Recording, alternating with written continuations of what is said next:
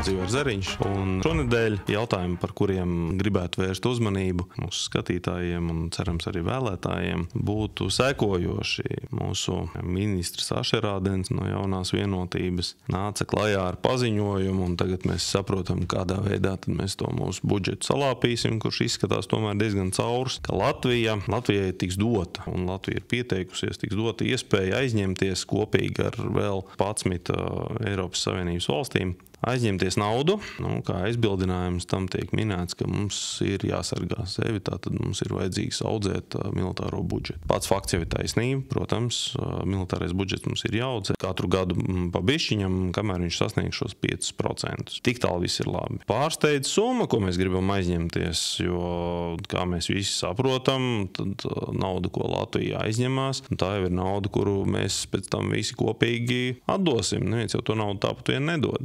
Un pārsteidz tas, ka summa, kuru mēs aizņemsimies, uzreiz jau būs pār par 3 miljārdiem eiro. Kopējā sanāks ap 8 miljārdiem eiro, kas mīlīši cita starpā sastāda apmēram pusi no Latvijas valsts budžeta. Un šeit varbūt kāds matemātiķis, finansists, noteikti ne Ašerādens, kurš man varētu paskaidrot, ja mums ir jāaudzē militārais budžets līdz 5%, pie tam nevis viena gada laikā. Un no šiem 5% divus mēs jau tagad tā kā esam atraduši mūsu esošajās iespējās un finansēs, kas Latvijā ir, tad ja mums pietrūks 3%, un tas nav viena gada laikā, un īstenībā jau pat mazāk, tad kāda vēlna pēc mums ir jāizņemās puse no valsts budžeta. Viss jau ir jauki, bet tas ļoti izklausās pēc ātro kredītu reklāmas, ka zemi procenti ņemiet. Pie tam no tiem gadiem, kad nebija jāpārbauda kredītņēmēja spēja atdot un vēsturu un vispār vajadzību. Ja jūs tagad aiziesiet personīgi uz banku un gribēsiet aizņemties naudu, banka jums prasīs priekš kam? Vai tas ir autokredīts, vai tas ir mājas remontam nauda, un jums paprasīs, kā jūs viņu atdosiet atpakaļ. Šeit mums vienkārši stāsta, ka ir lēta nauda, ņemsim, kāpēc tik daudz, nav svarīgi, mums vajag armijai. Armijai vajag mazliet, bet tas nekas. Un tad atgriežamies pie tā jautājuma, vai armija vispār zina, kā šādu naudu apsaimniekot. Visu taču mēs Ukrainai nevarēsim atdot, kaut kas pašiem arī ir jāsaglabā. Citiem vārdiem sakot, šeit ir milzīgi jautājumi, pievēršam uzmanību, jo šī nauda būs jādod katram no mums. Un es neesmu ar mieru aizņemties milzīgas summas, nezinot priekš kam, kā viņas tiks izmantotas, un vai tā gadījumā nav vienkārši Jaunajai vienotībai kārtējā zaļā kartiņa, nesaimnieciski veidot budžetu, neveidot nodokļu politiku, jo mēs jau varam aizņemties, priekš kam mums vispār naudu budžetā radīt, vai ne? Ja mēs varam aizņemoties viņu piepildīt. Un šai sakarā gribu pieminēt arī pagājušās nedēļas ziņu, kas nāca no labklājības jomas, tātad mums Jaunā vienotība un progresīvie kopā nevaram mēs atrast pietiekami naudu budžetā nākamā gada, lai palielinātu par iepriekš plānoto summu pabalstu par bērniem. Tātad 30 eiro mēnesī pielikt varēsim, visu summu neatrodam. Tā trūkstošā summa, kuru mēs tā arī nespējam atrast, ir 70 miljoni. Tātad mēs aizņemamies 3,4 miljārdus, potenciāli piesakam, ka mēs varētu gribēt aizņemties ar līdz tiem 8 miljārdiem, bet jautājumā, kurš skar Latvijas attīstību un Latvijas tautas izdzīvošanu vispār, bērnu radīšanu un ģimeņu spēju bērnus uzturēt un izaudzināt, tur mēs 70 miljonus atrast nespējam. To mēs nevaram. Tā kā paldies Jaunajai vienotībai, paldies progresīvajiem, bet aicinu vēlētājus tomēr neaizmirst šo un nākamajās vēlēšanās attiecīgiem politiķiem par to pateikt savu viedokli. Mūsu attīstība šajā jomā, gan nodokļu politikā, gan bērnu pabalstos, viņa ir raksturojama ar tādu ģeometrisku jēdzienu kā taisne. Un ja mums Jaunā vienotība pirms tam jaunais laiks ir bijis pie varas tik daudzus gadus, un mēs droši varam katru gadu likt uz šīs taisnes tātad atzīmi, kur mēs esam, tad tur nav grūti saprast, ka saglabājot šādu pašu varu, šos pašus cilvēkus pie varas, mēs droši varam likt nākamos punktus un to taisni vilkt tālāk. Un demogrāfijas gadījumā tas nozīmē diezgan skumju bildi, un tur ir taisnība tiem, kas saka, latviešu tauta izmirst. Jā, varbūt ne tik katastrofāli ātri, kā dažiem austrumu kaimiņiem gribās to pasniegt, bet fakts jau no tā nemainās. Ja mēs varam atrast 30 eiro priekš bērna, nebūsim muļķi, skaidrs, ka nevienu tas neveicinās radīt vēl bērnus. Šiem pabalstiem ir jābūt jūtamiem, viņiem ir jādod tiešām kaut kāda kompensācija par to, ka vecāks izvēlas, teiksim, savu papildus smagumu ikdienas dzīvē, jau tā salīdzinoši nevieglā ekonomiskā situācijā. Tur ir jādomā, kāda ir risinājuma. Nē, kāda ir risinājuma? Vienkārši, ja mēs aizņemamies šādu kaudzi naudas un nepasakam vēlētājiem, ko mēs ar to naudu darīsim, un kā iemeslu minam to, ka mums ir militārais budžets jāaudzē, bet mēs zinām, ka viņš nav par šādu summu jāaudzē viennozīmīgi. Visticamāk, ar to tiek pilnībā aizstāts militārais budžets, un tad mūsu pašu militārā budžeta nav droši vien, ka mēs iegrožam, aizlāpam tos caurumus, kas mums budžetā ir, tad aizlāpam šo caurumu. Dodam iespēju tai latviešu tautai tomēr radīt tos bērnus un samaksāt pietiekami jūtamu naudas piemaksu katru mēnesi, lai tiem vecākiem nebūtu jāizvēlās vai nu karjera, vai nu bērns, vai nu mīteklis, vai nu bērns, vai elektrības rēķins, vai bērns. Šāds izvēles nedrīkst būt, un tas ir valsts pienākums par to rūpēties. Demogrāfija to spilgti pierāda, ka Latvija to nav darījusi, un diemžēl pagaidām pat pie šīs lielās aizņemšanās nav redzams, ka mēs to taisītos darīt. Ja mēs to neizdarām tagad, ja mēs tagad nepalielinām šos pabalstus pie tādām summām, ko mēs aizņemies, tad mēs to noteikti neizdarīsim tad, kad šī summa būs jāsāk atdot. Jo tad mums atkal būs visur viss jāgriež, visi budžeti jāīsina. Droši vien, ka ne tajās pareizākajās vietās.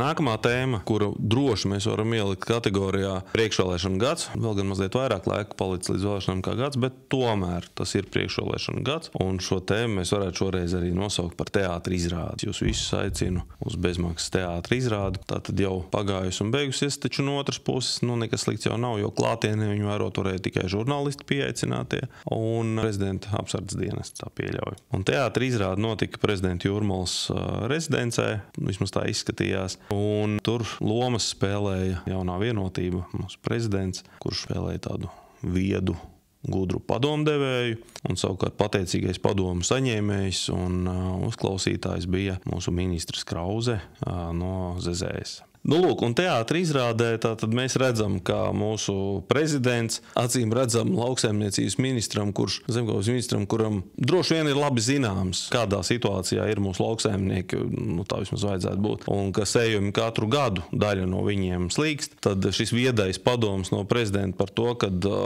bet vajadzētu tomēr šo ārkārtas situāciju konkrēti lauksaimniecībā par šiem slīkstošajiem graudaugiem un slīkstošajiem laukiem izsludināt vismaz daļā Latvijas teritorijas. Droši vien, ka tas bija zināms arī bez prezidenta. Kāpēc tad pēkšņi tāda lielā uzmanība? Tāpēc, ka ir priekšvēlēšanu gads. Bet tas nebūtu nekās, lai jau ir šāds teātra izrāde.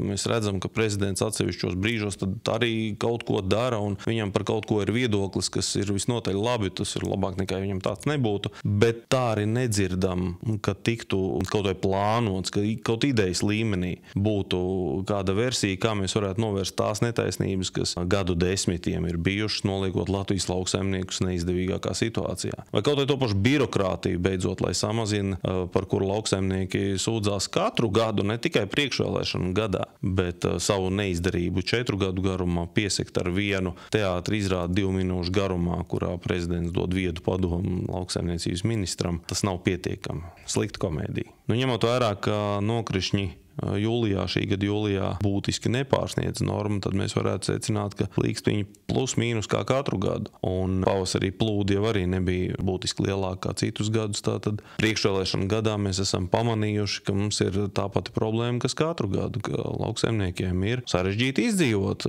Un daļa no šīs sarežģītības jau viena lieta ir, ka laikapstākļi rada problēmas, ar to noteikti lauksaimnieki rēķinās, kad viņi savu darbību uzsāk, taču valsts jau uzkrāmē savējās pa virsmu. Un ne tikai uzkrāmē savējās pa virsmu ar visādām prasībām par noteiktu skaitu ar dažādiem augiem, kas viņiem jāaug kādās platībās, un nedod Dievs kaut ko neizpildīs, un vēl atskaita par to visu krietni jāatskaitās. Vēl jau ir fakts, ka mēs būtiski atpaliekam Eiropas naudu saņemšanā uz katru hektāru, salīdzinot ar mūsu pat kaimiņiem, nerunājot par Rietumu Eiropu, un turpināsim atpalikt arī nākotnē. Es pieļauju, ka lauksaimniekiem būtu daudz vieglāk pārvarēt šīs te laika apstākļu radītās problēmas, problēmas, kas ir daļa no viņu dzīves, daļa no viņu biznesa un sirdslietas. Ja viņi nebūtu jau sākotnēji vājākās pozīcijās par visiem pārējiem lauksaimniekiem Eiropā, varbūt tur prezidentam vajadzētu kaut kā to savu skarbo vārdu teikt, jo īstenībā atgādināšu, kaut arī prezidents neuzskata, ka viņš varētu daudz līdzēt šajās lietās, izņemot, ka ik pa laikam, īpaši priekšvēlēšana laikā parādīties ar kādu viedu padomu, tad atgādināšu, ka prezidentam īstenībā Satversmē ir paredzētas būtiskas pilnvaras. Viņš var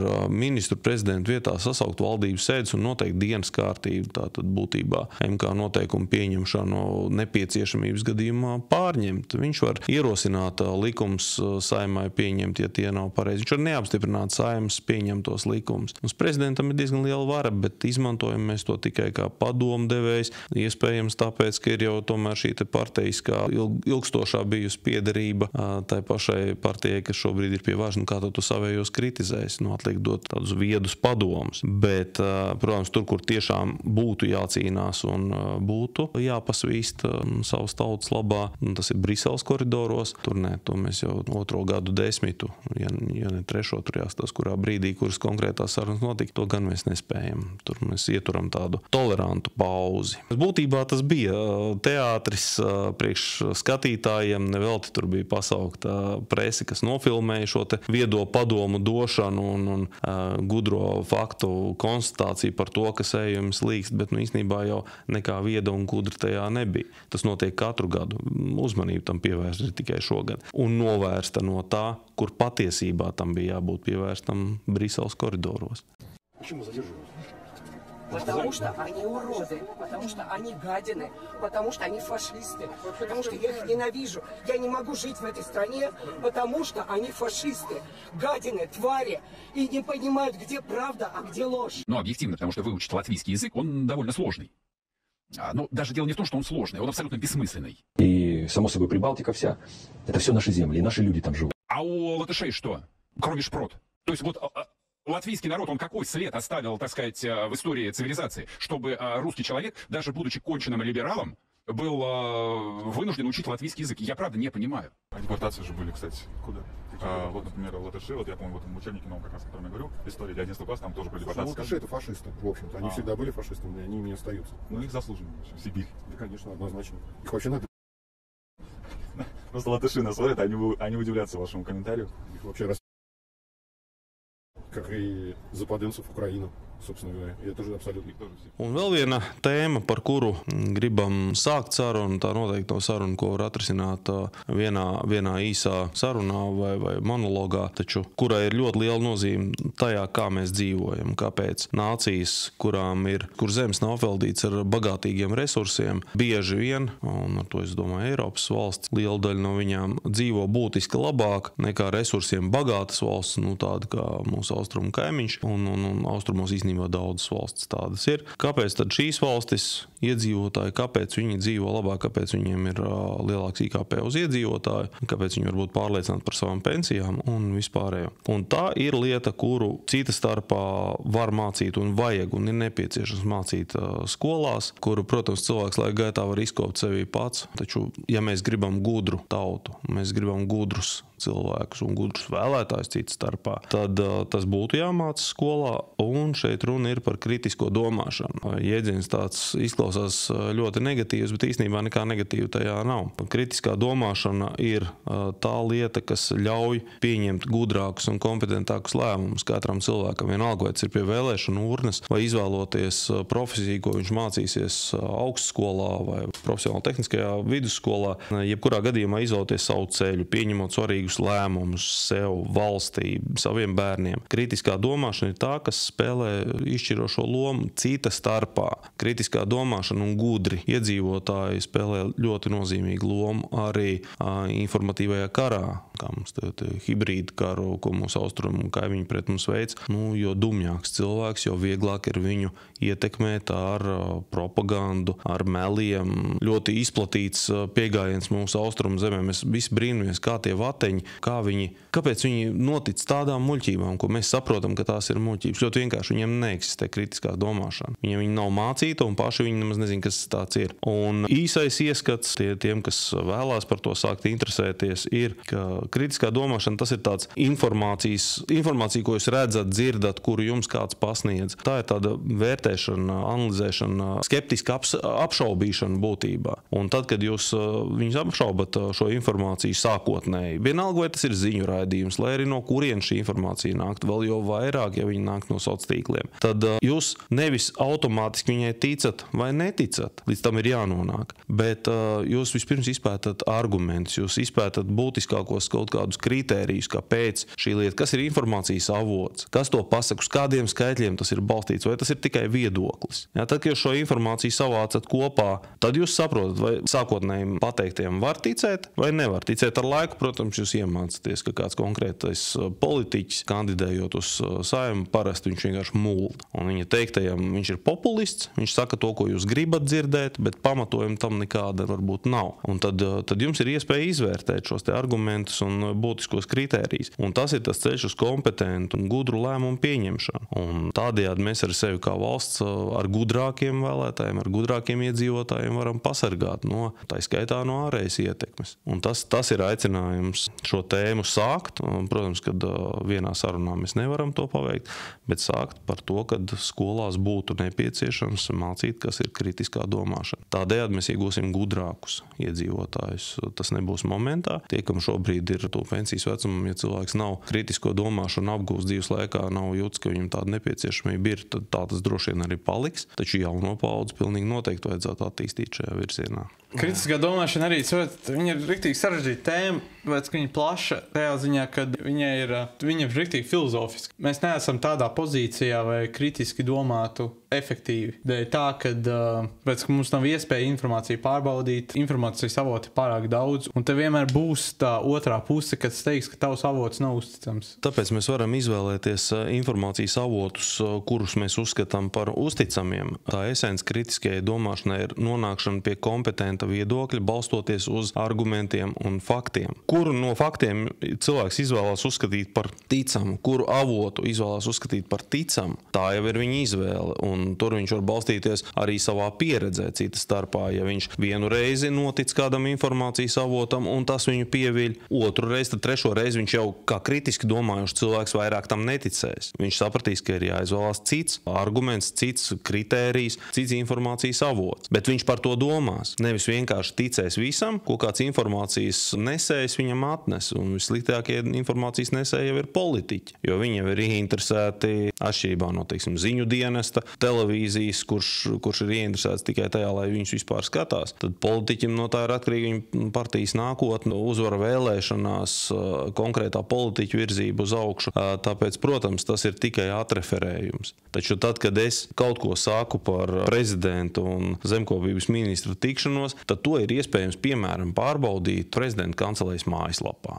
Tad acīm redzot, var ticēt tam, ka šāda tikšanās tiešām ir bijusi un nevis, ka es viņu izdomāju. Un šādā veidā nonāk līdz kompetentiem spriedumiem, un kas ir pats svarīgākais. Tie ir gudrāki iedzīvotāji, kuri izvēlās kritisko domāšanu. Vienalga, kuri tie avoti ir, kuriem viņi sākotnējiem avotiem tic, bet viņi neticēs vienkārši pamestai kaut kādai ziņai. Jo uz tā balstās visa Krievijas propaganda. Uz to, ka viņi vienkārši saber. Ja ir kāds slikts fakts noticis, spilgts piemērs bija Malaizijas aviolaineru notriekšana. Mēs visi redzējām, tie, kas tam vispār pievērsa uzmanību, ka Krievijas masu informācijas līdzekļi vispirms sniedza vienu versiju kā pareizo, pēc tam citu versiju kā pareizo, sazīmēja dažādas bildītes, tur kaujas lidmašīnas, kas seko šim te Boeingam un ko tik vēl ne, tur palaistas raķetes no tām lidmašīnām un tā. Un viņi noslīd šajā te dažādo versiju jūrā, viņi noslīcina to skatītāju, un pat ja pareizā versija arī kaut kur izskanēs, kas šajā gadījumā no viņa puses nenotika, tad viņi būs vienkārši viena no versijām, un cilvēkam grūti ir atrast. Tur ir jānonāk līdz tam, kad kritiski domājuši cilvēks jau sākotnēji saprot, ka ticēt Krievu valsts finansētiem masu informācijas līdzekļiem nevar kā uzticamam informācijas avotam. Un līdz ar to visas ziņas, lai kur viņas izskanētu, lai no kuras mutes viņas izskanētu, vienalga vai tas ir latviešu kaut kāds Kremļa fans, Latvijā dzīvojošs, krievalodīgais vai Vācijā dzīvojošs, nav svarīgi. Ja sakne tam ir Krievijas finansēts masu informācijas līdzeklis, tad mēs viņu automātiski svītrojam no ticamu avotu sarakstu. Un nevienu ziņu, kas no turienes atnāk, mēs vairs neuztveram nopietni. Tas ir rezultāts kritiskai domāšanai. Jā, tīpaši Krievu propagandā viņiem ir ļoti interesanta stratēģija, ka viņi lielā melu apjomā ietien mazliet patiesības, kas tā patiesības, tas gabaliņš to cilvēku, viņš viņu ierauga, un tad viņam ir tāds, jā, es šito daļu pazīstu, šī ir patiesība, un līdz ar to viņš veic secinājumu, ka iespējams kopējā informācija, kas ir pasniegta, ir patiesa. Un viņi to dara gadiem, visu dzīvi to ir darījuši, tā ir ļoti smalki izstrādāta propagandas mašīna, un te ir tas kritiskā domāšanas tā nepieciešamība. Tīpaši mums ir tā priekšrocība. Mums šai kritiskai domāšanai bija iespēja attīstīties, dēļ tā, ka mēs esam bijuši zem Krievu varas, zem Vācu varas, mēs esam bijuši zem abu veidu propagandām. Mēs redzam, kāda bijusi propagandas mašīna Latvijā, cik agresīvi ir latvieši nīdēti un mocīti, lai tikai uzspiestu vienu ideoloģiju, visa rusifikācija. Un mēs esam redzējuši, kā situācijas attīstās un veidojas Amerikā, kā situācijas attīstās un veidojas Krievijā. Mēs esam pa vidu, mēs neesam vienā vai otrā pusē, un mums vieglāk izvērtēt un pamanīt šos trikus tieši no Krievu propagandas un tā.